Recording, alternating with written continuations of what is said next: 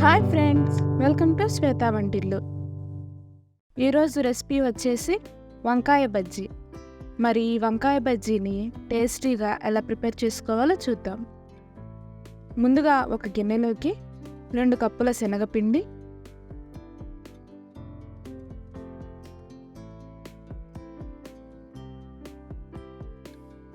½ table spoon salt, ½ table spoon జీలకర్ర పొడి, 1 table spoon ధనియాల పొడి వేసి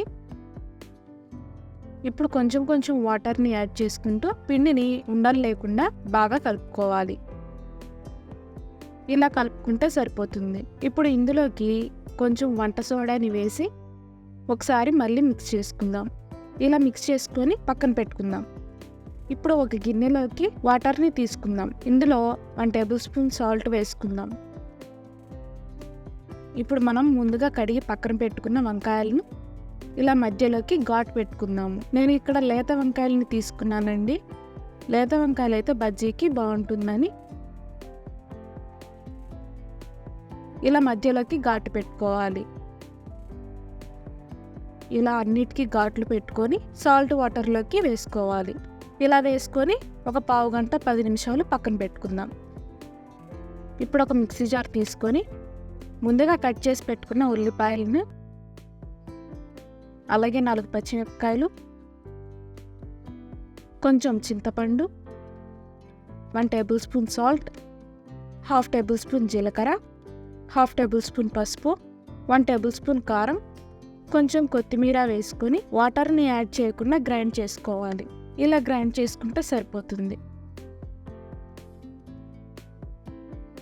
ఇప్పుడు ఒక ప్లేట్ తీసుకొని సాల్ట్ వాటర్లో వేసుకున్న వంకాయలని ఒక్కొక్కటి తీసుకొని గ్రైండ్ చేసుకున్న పేస్ట్ని ఈ వంకాయల్లో స్టఫ్ చేసుకుందాం. ఇలా అన్నిటినీ స్టఫ్ చేసుకొని పక్కన పెట్టుకుందాం. ఇప్పుడు స్టవ్ వెలిగించి డీప్ ఫ్రైకి సరిపడా ఆయిల్ని వేసుకోవాలి.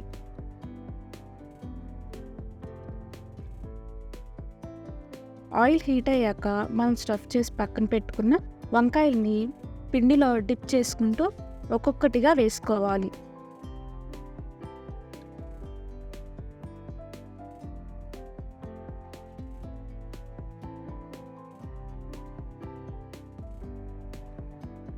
ఇప్పుడు అటు ఇటు తిప్పుకుంటూ గోల్డ్ కలర్ వచ్చేంత వరకు కాలనివ్వాలి.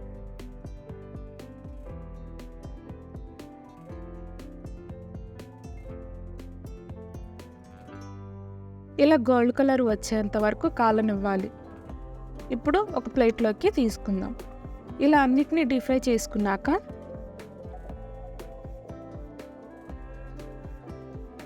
ఇప్పుడు క్యారెట్, ఉల్లిపాయ, కొత్తిమీరతో ఇలా గార్నిష్ చేసి ఒక ప్లేట్లోకి సర్వ్ చేసుకుందాం.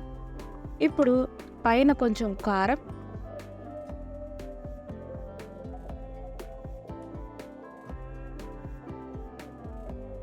కొంచెం ధనియాల పొడి, కొంచెం సాల్ట్,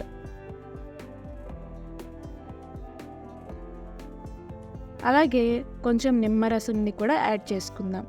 అంతే, ఎంతో టేస్టీగా ఉండే వంకాయ బజ్జీ రెడీ.